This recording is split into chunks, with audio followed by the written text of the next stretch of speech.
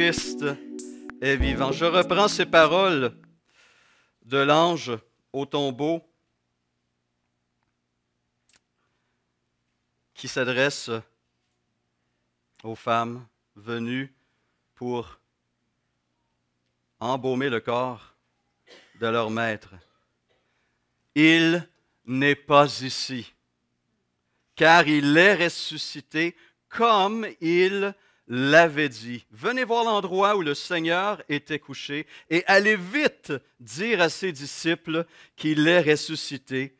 Il vous précède en Galilée. C'est là que vous le verrez.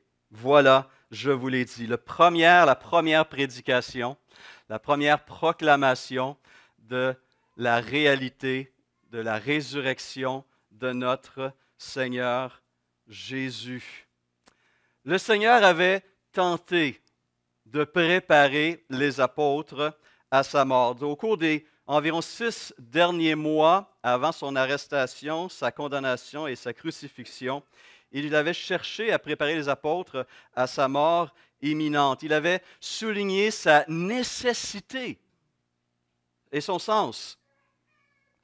Mais les disciples se sont montrés maintes et maintes fois incapables de recevoir ce message, ces paroles. Et certains se sont même opposés au Seigneur Jésus.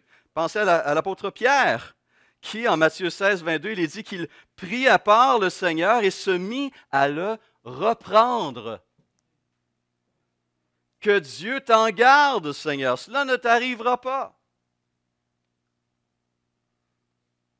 Mais c'est arrivé.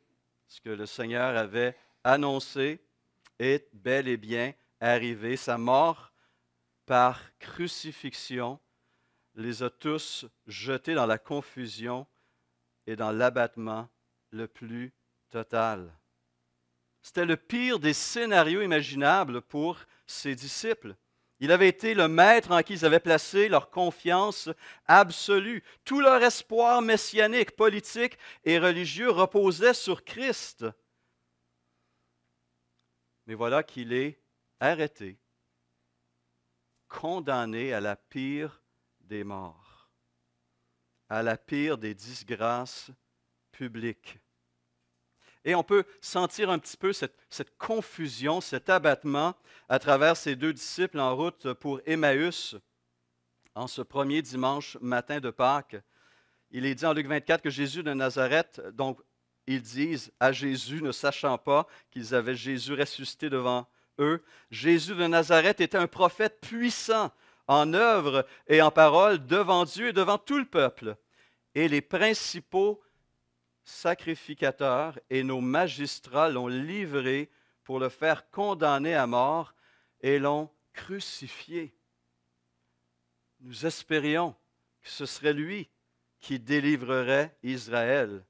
Mais avec tout cela, voici le 3e jour que ces choses se sont passées.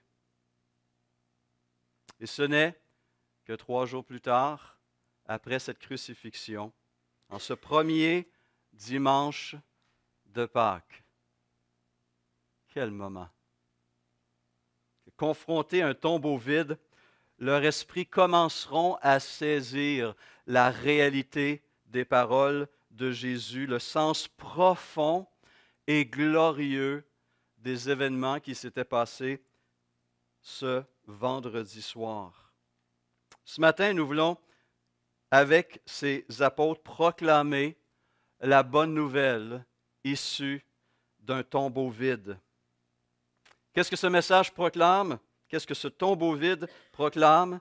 Eh bien, premièrement, il proclame avec clarté que Jésus-Christ était bel et bien le Fils de Dieu.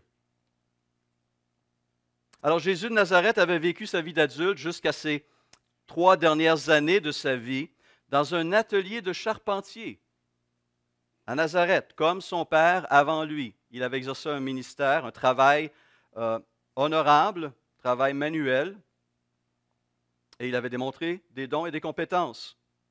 À un certain moment, il parcourait les vides poussiéreuses de la Galilée et il expérimentait, comme les autres hommes, la faim et la fatigue. Il était clairement un homme comme les hommes. un fils d'Adam. Mais voilà que pendant 3 ans, ses paroles et ses actions ont révélé quelque chose d'autre, qu'il n'était pas simplement homme, quoiqu'il était pleinement homme, mais qu'il était aussi un être extraordinaire et unique. Il était pleinement homme et il a fait des choses que seul Dieu pouvait faire. Il était pleinement homme et il a dit des choses que seul Dieu pouvait dire. Il a donné la vue à des aveugles et la capacité de marcher à des paralytiques. Il a donné la parole à des muets et l'ouïe à des sourds. Il a donné la pureté de corps à des lépreux et la vie à des cadavres. Il a marché sur les eaux, calmé des tempêtes et pris autorité sur des démons. Puis il a affirmé à plusieurs reprises qu'il était le Fils de Dieu et le Messie tant attendu par Israël. Il a même eu l'audace de pardonner des péchés, une prérogative exclusivement divine. Et il a même affirmé qu'il avait le pouvoir de donner sa vie et de la reprendre.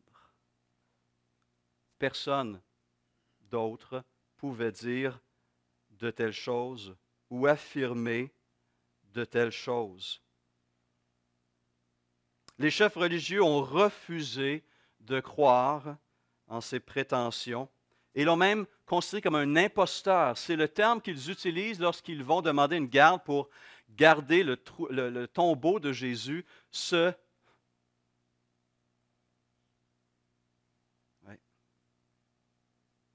prétendant, cet imposteur. Pourtant, les signes étaient clairs. Mais ils se sont opposés à lui et l'ont condamné à mort sur la base de sa prétention identitaire.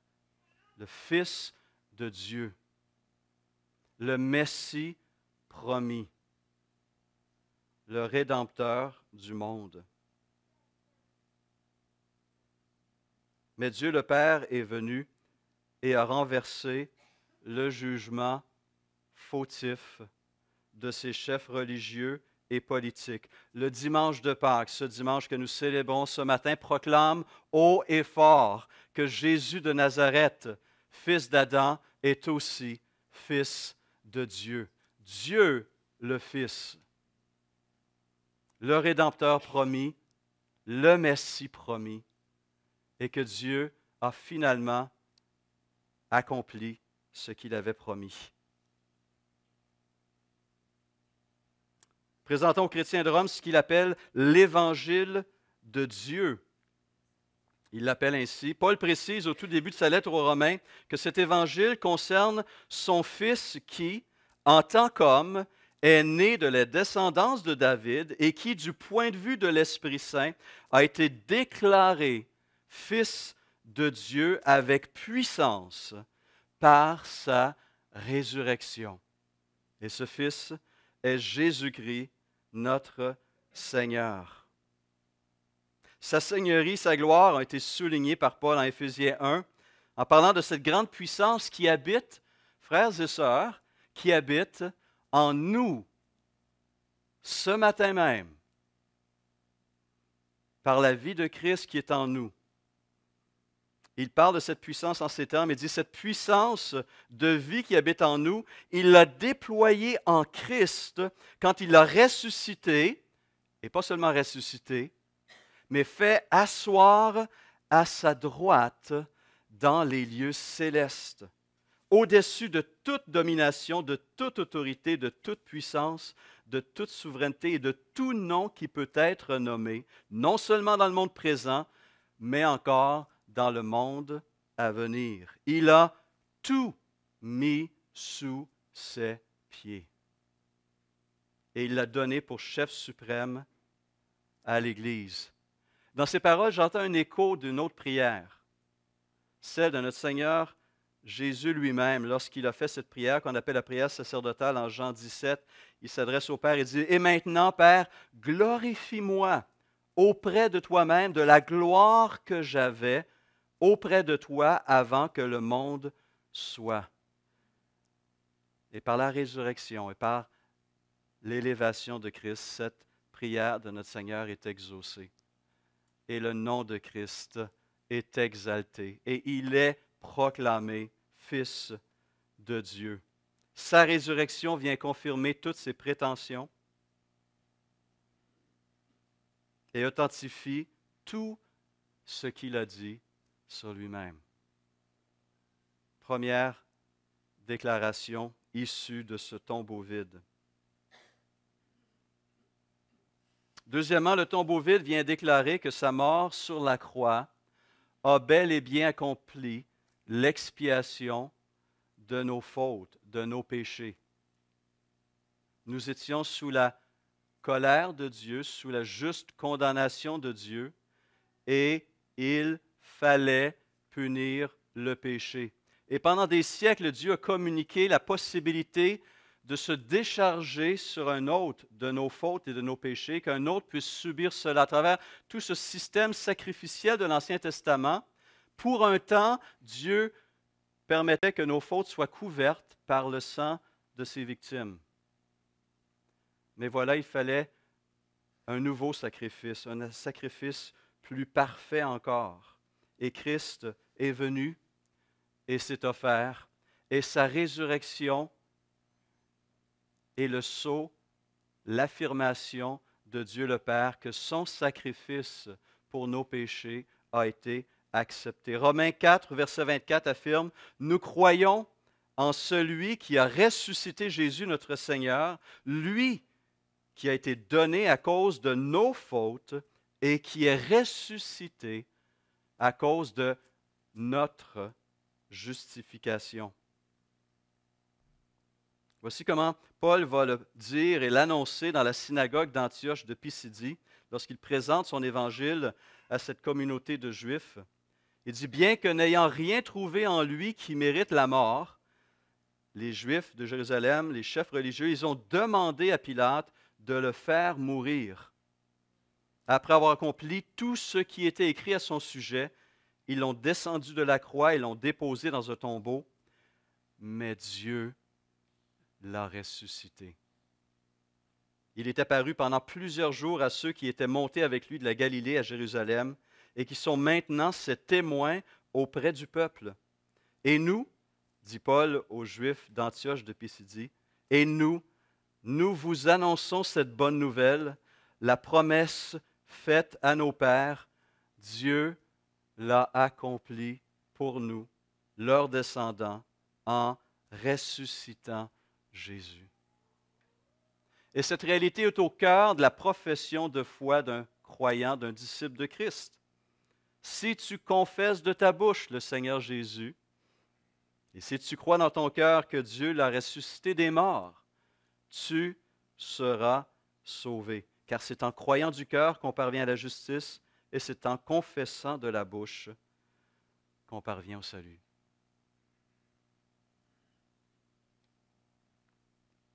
À la question posée, comment savoir, comment avoir l'assurance que la mort de Jésus-Christ a réglé le problème de mes péchés qui me séparaient de Dieu, la parole nous donne cette réponse claire et formelle par la résurrection de Jésus.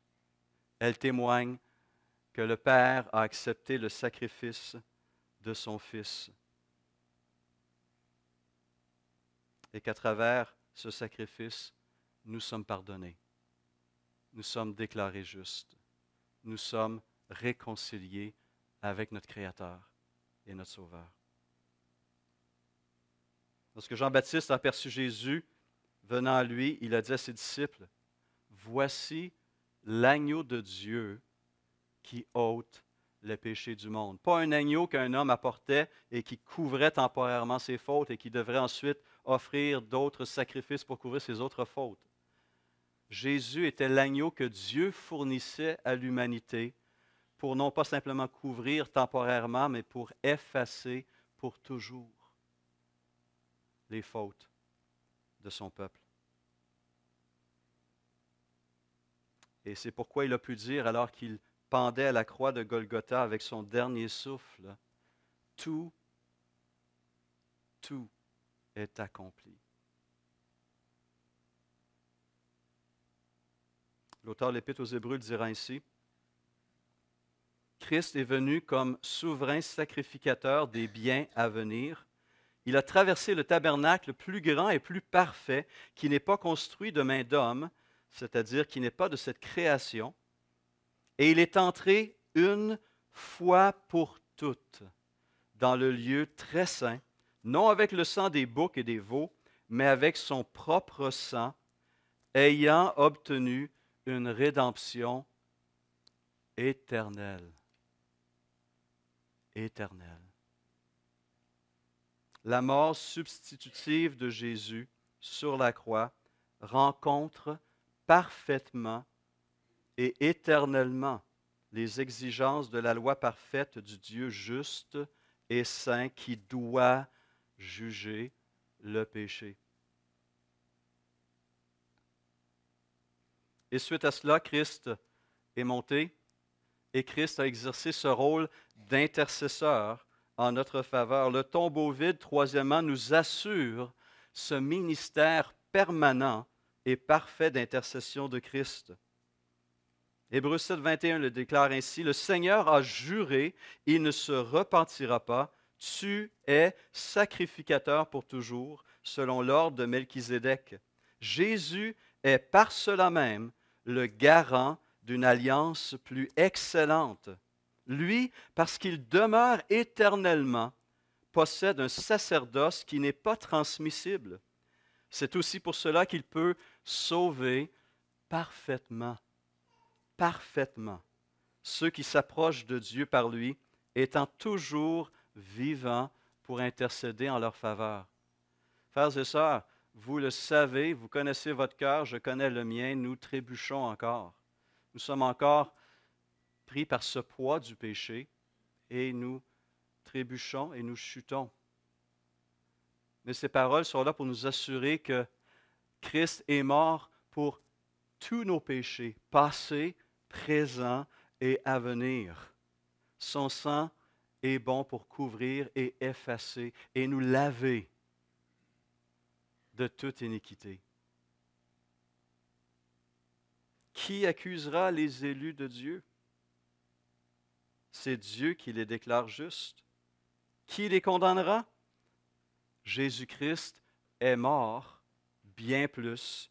Il est ressuscité, il est à la droite de Dieu et il intercède pour vous et moi.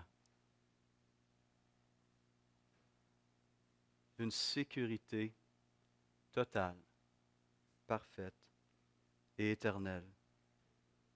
Et il n'y a donc plus de condamnation pour ceux qui sont en Jésus-Christ, parce qu'il a signé par son sang un traité de paix éternelle avec Dieu son Père en notre faveur.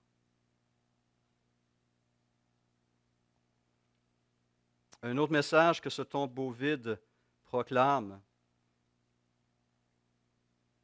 celui de notre propre victoire sur la mort et sur la tombe. On a lu Job tantôt, mais avant que Job puisse exprimer ses paroles d'assurance, il avait aussi d'autres questions. Il en avait beaucoup de questions, Job. Et depuis la nuit des temps, cette question que Job a posée, tous les hommes se l'est posée. Job 14, 14. Si l'homme meurt, revivra-t-il? Je ne sais plus avec qui je parlais il y a une semaine environ, où je disais que malgré le fait que nous expérimentons la fin d'existence ici-bas, la mort, nous savons en dedans de nous-mêmes que notre vie est beaucoup plus riche, noble et grande, que cette mort n'est pas naturelle, que la vie humaine dépasse le cadre de cette existence. Il y a quelque chose de plus grand que cela. Il doit y avoir quelque chose de plus grand. La vie est riche et glorieuse. Elle est un don incroyable. Et pourtant, la mort est là. Christ nous donne l'assurance qu'en lui, la mort n'est pas le dernier mot. Qu'en lui, nous sommes vainqueurs sur la tombe et sur le désespoir. La résurrection de Jésus nous fournit une réponse définitive à la question de Job et à notre propre questionnement. Lorsque Jésus s'est rendu au tombeau de son bon ami Lazare, il a dit quelque chose d'incroyablement remarquable sur lui-même à Marthe, la sœur de Lazare.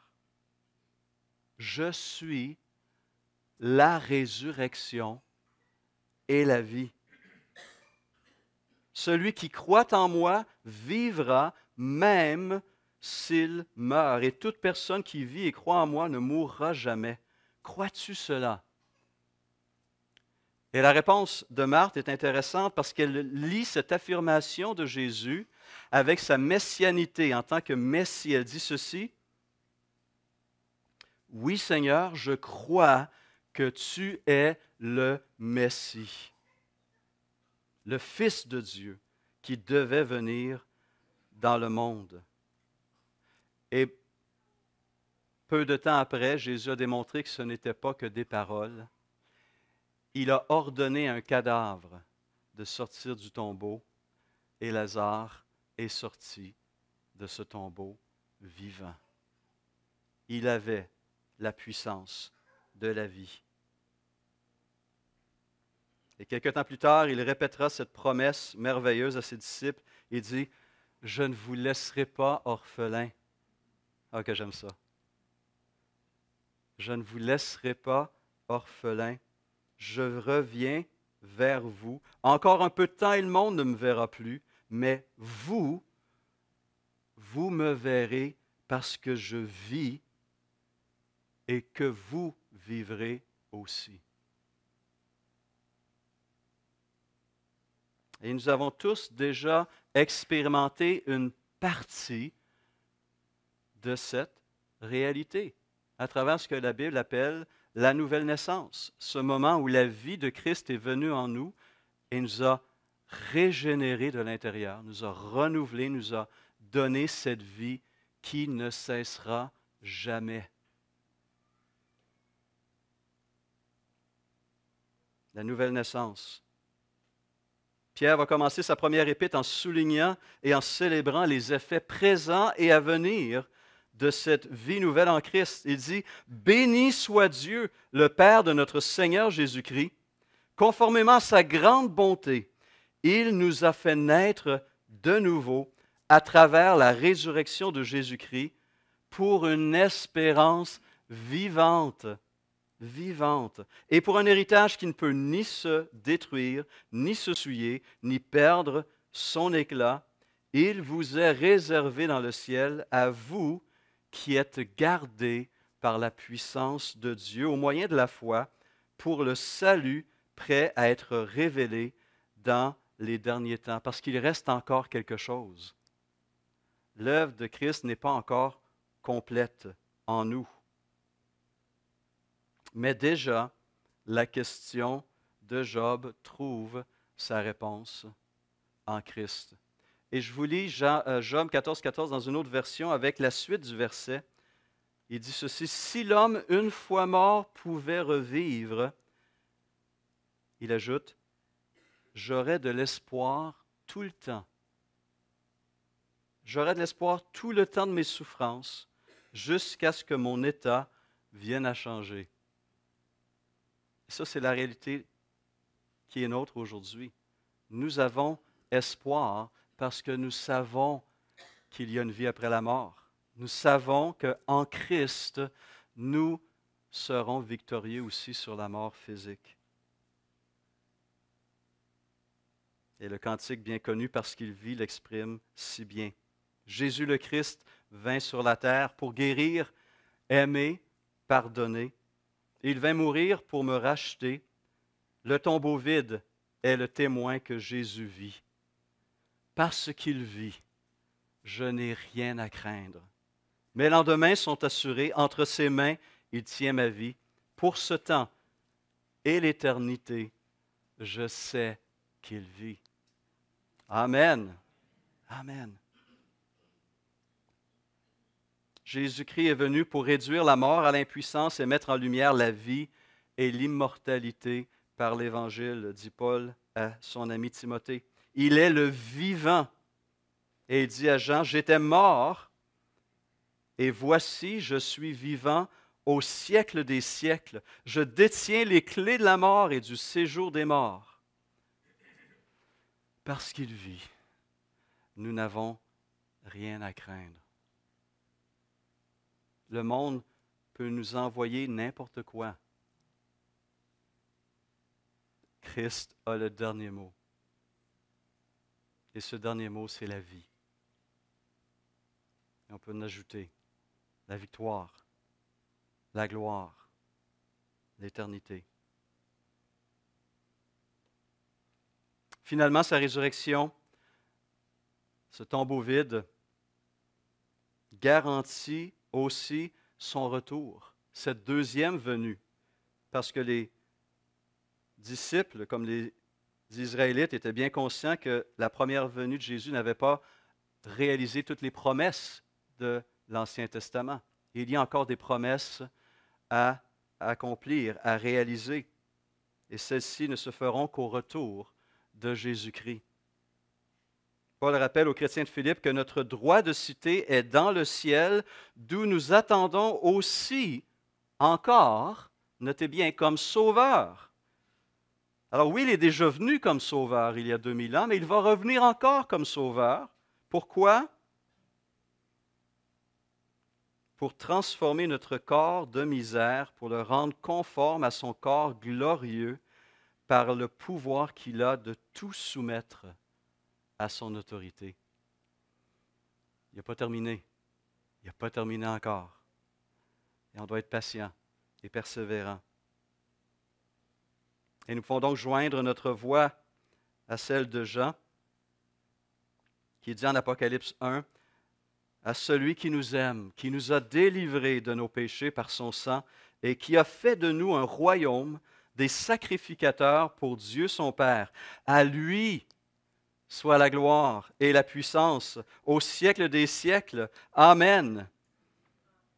Et j'ajoute, voici, il vient avec les nuées, et tout œil le verra, même ceux qui l'ont percé.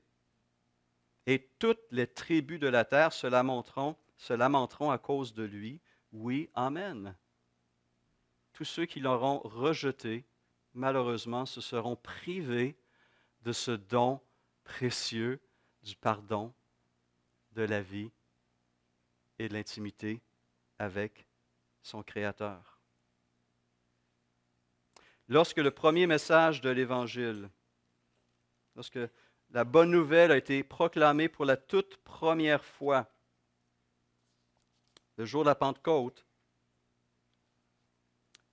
la réaction de la foule qui était présente nous donne une indication sur la manière dont nous, encore aujourd'hui, devons réagir à ce message. Après la venue de l'Esprit, la naissance de l'Église en ce dimanche de la Pentecôte, Pierre s'est levé et a prêché le premier sermon chrétien par la puissance du Saint-Esprit. Et voici ce qu'il va dire à un moment donné. Israélites, écoutez ces paroles. Dieu vous a désigné Jésus de Nazareth en accomplissant par lui au milieu de vous des miracles, des prodiges et des signes comme vous le savez vous-même. Cet homme vous a été livré suivant le projet défini et la prescience de Dieu. Vous l'avez arrêté, vous l'avez fait mourir sur une croix par l'intermédiaire d'hommes impies, mais Dieu a brisé les liens de la mort. Il l'a ressuscité parce qu'il n'était pas possible qu'elle le retienne. Et un petit peu plus loin, il conclut en disant que toute la communauté d'Israël sache donc avec certitude que Dieu a fait Seigneur et Messie ce Jésus que vous avez crucifié. Et ensuite, Luc rend compte de la réaction de la foule. Après avoir entendu ce discours, ils eurent le cœur vivement touché et dirent à Pierre et aux autres apôtres, « Frères, que ferons-nous? » On réalise l'injustice incroyable que nous avons commise. Nous sommes conscients de notre faute.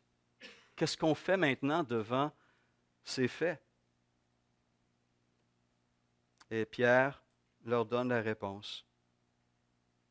Repentez-vous, changez d'attitude, et que chacun de vous soit baptisé au nom de Jésus-Christ pour le pardon de vos péchés, et vous recevrez le don du Saint-Esprit. En effet, la promesse est pour vous, pour vos enfants, et pour tous ceux qui sont au loin en aussi grand nombre que le Seigneur, notre Dieu, les appellera. Ce message est aussi pour nous, ici ce matin. À nouveau un appel à se placer sous l'autorité de Christ, sous le sang de Christ, sous le pardon et la justice de Christ. Et par beaucoup d'autres paroles, il rendait témoignage et les encourageait en disant, « Sauvez-vous de cette génération pervertie. » Et quel impact ce premier sermon a eu. Ceux qui acceptèrent sa parole furent donc baptisés, et ce jour-là, le nombre des disciples augmenta d'environ 3000 personnes. Et cette vie transformée s'est manifestée par des transformations de vie. Ils se sont mis à vivre autrement, en relation les uns avec les autres. Et le premier portrait que nous avons de la communauté chrétienne est la suivante. Ils persévéraient dans l'enseignement des apôtres, dans la communion fraternelle, dans la fraction du pain et dans les prières. Dieu venait de se créer un peuple nouveau, une nation sainte. Et cette foi ne peut se vivre seule. Elle se vit en communauté, d'une manière vraiment particulière. Et nous la vivons ici ce matin. Nous sommes ici pour célébrer cette victoire, proclamer le message d'un tombeau vide et se laisser remplir à nouveau de la puissance de Dieu pour briller pour lui, honorer son nom, proclamer la bonne nouvelle. Demandons au Seigneur de nous donner à nouveau ses forces et cette volonté pour sa gloire. Prions.